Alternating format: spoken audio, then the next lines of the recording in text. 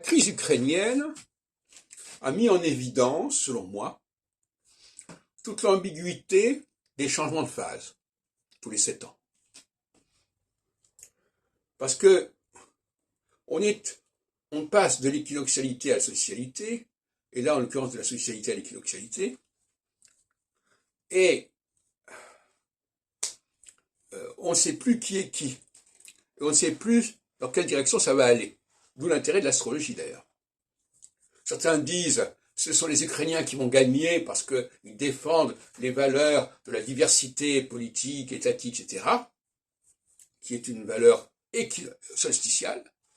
Et d'autres qui diront non, finalement, là, on va entrer en phase équinoxiale, et donc de toute façon, ça sera toujours la Russie qui va l'emporter, et qui aura gain de cause, qui va imposer un modèle beaucoup plus ancien, beaucoup plus profond, que les particularités relativement récentes de l'État ukrainien. Et puis y avoir des phases inversement, où on sort d'une phase équinoxiale, et on entre dans une phase solstitiale, et on ne sait pas très bien où on en est. Donc l'astrologie, elle est là pour nous dire, on est à la croisée des chemins, si on peut dire, elle est là pour nous dire si la période dans laquelle on entre sera solstitiale ou équinoxiale.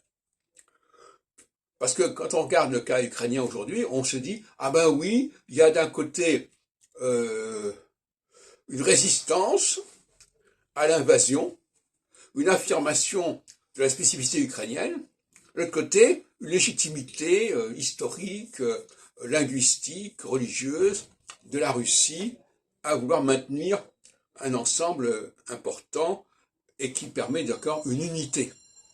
Parce que le grand débat, c'est là-dessus. L'équinoxialité prône l'unité et la disparition de la Babel. Et la solstitialité, au contraire, prône la liberté, la diversité, etc. On l'a vu en 89, avec les différents pays satellites de l'URSS, on était en phase solstitiale. On était passé en phase équinoxiale juste avant. On sortait d'une phase équinoxiale, on entrait en phase solstitiale.